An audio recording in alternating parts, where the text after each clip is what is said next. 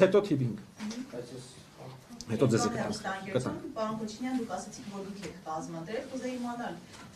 այս հանդիպումների ընթացքում դուք ձեր տեսակետները, այսինքն քաղաքասարակությունը իշխանության հետ համաձայնեցնում է, այսինքն կարող է գնալ այնտեղ ինչ-որ բան խոսել, որը չհամապատասխանի այս պետության իշխանության նարատիվների հետ, եւ դուք անունդ մեջբերում եք Ազերթաչետ հրապարակումը, որտեղ Երևանը խեղաթյուրված է, բայց մենք տեսնում ենք, որ Ալիևան հենց ինքն է խեղաթյուրում, այսինքն ոչ թե մամուլն է խեղաթյուրում, այլ պաշտոնական այսպես իրանք առաջ են տանում իրենց թեզերը, որ հայտարարությունը նկատի ունեք Հայաստանի տեղանունները կոչելով իրենց անուններով Սևան օրինակ եւ այլն։ Այս երկու հարցը եւ մենք ինչպես լուսանկարներում տեսանք Դիլարա Էֆենդիևան չկար, նրա այցը Երևան բավական մեծ աղմուկ հանեց, ինչով ասա պայմանավորված այդ աղմուկով էր պայմանավորված, որ նա բացակայում էր, թե այլ պատճառներ եւս կան։ Վերջին հարցից սկսեմ թերևս, մենք մի քանի անգամ արդեն նշել ենք, որ մենք չենք միջամտում միմյանց ընտրությանը ուրեմն պատվիրակությունների կազմի, մենք որոշել ենք մեր կազմը, ադրբեջանական կողմը որոշել է իր կազմը, գիտեք, ես կարծում եմ, անկեղծորեն կարծում եմ, որ դա ճանապարհը դեպի ոչ միտեղ, եթե մենք սկսենք միմյանց վեթինգ անել, որտեղ որ պայն մենք ասենք, այս ինչ մասնակից է, այս ինչ գործողություն արի, ես երաշխավորում եմ, որ ավելի է հայլայն նույն բանը եւ մեր կազմից գտնվելու են մարդիկ, ովքեր տարբեր տարիներ արել են տարբեր գործողություններ կամ արել են տարբեր հայտարարություններ եւ անցնող 35 տարվա մեջ նման հայտարարությունների պակաս երկկողմանիորեն չկա։ Ես վստահեցնում եմ, թե օրինակ հիմա բացեք 2020 թվականի պատերազմի ժամանակ իմ կամ գործընկերների արած հայտարարությունները, նույնիսկ զարմանք կառաջանա, թե ոնց ենք մենք հիմա կարողացել մտնել Ադրբեջան այդ հայտարարությունից հետո։ Այսինքն իմ կարծիքով դա ճանապարհը ոչ միտեղ է, թե մենք սկսում ենք վեթինգով զբաղվել։ Մտնել այլ դուրս։ Այլ դուրս գալ։ Ինչ կապված է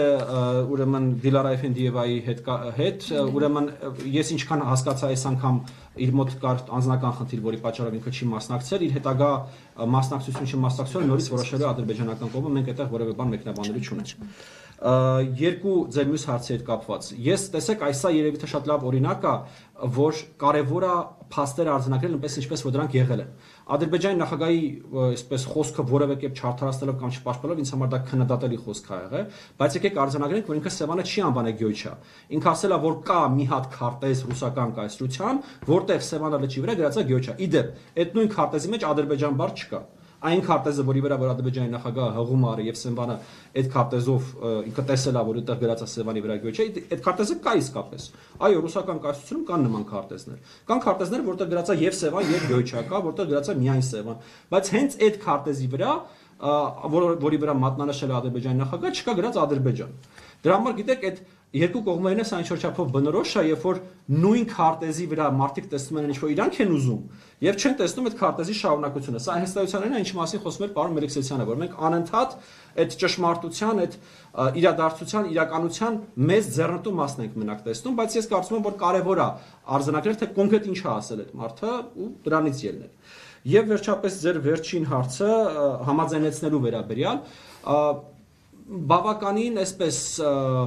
ունիկալ իրավիճակում ենք մենք գտնվում, որտեղ պարոն Նավասարյանը բավականին լավ ներկայացրեց, որ մենք ոչ թե դասական թրեք 2 ենք, դեպ մի հատ երևի թե կարճ մի հատ բացատրություն տանք։ Թրեք 2-ը դա հասարակությունների միջև տեղի ունեցող խոսակցությունն է։ Թրեք 1-ը պաշտոնական բանակցություններն են։ Թրեք 1.5-ը այս երկուսի արանքը գտնվող ինչ որ մի բանն է։ Հիմա մենք ես ուղիղ ասեմ ձեր հարցին պատասխան, մենք ոչ մեկի հետ ոչ մի բան չենք համաձայնեցնում։ Մենք ազատ ենք մեզ մտահոգող, մեր հասարակություններին մտահոգող հարցերը, խնդիրները բարձրաձայնելու ուրեմն ժամանակ ճանապարհին եւ որևէ սահմանափակում այս առումով չկա։ Միևնույն ժամանակ, ինչպես ես կարծում եմ հայկական կողմը, ինչպես էլ ադրբեջանական կողմը, բնականաբար խորհրդակցություններ առնվազն սեփական մայրաքաղաքների հետ իրականացնում է, բայց դա որևէ կերպ չի նշանակում, որ մենք պաշտոնական դիրքորոշում ենք ներկայացնում կամ պաշտոնական կամ մեր խոսքը կամ մեր ասածը որևէ կերպ պետք է անցալվի մայրաքաղաքներից որևէ մեկում, որպես պաշտոնական դիրքորոշում։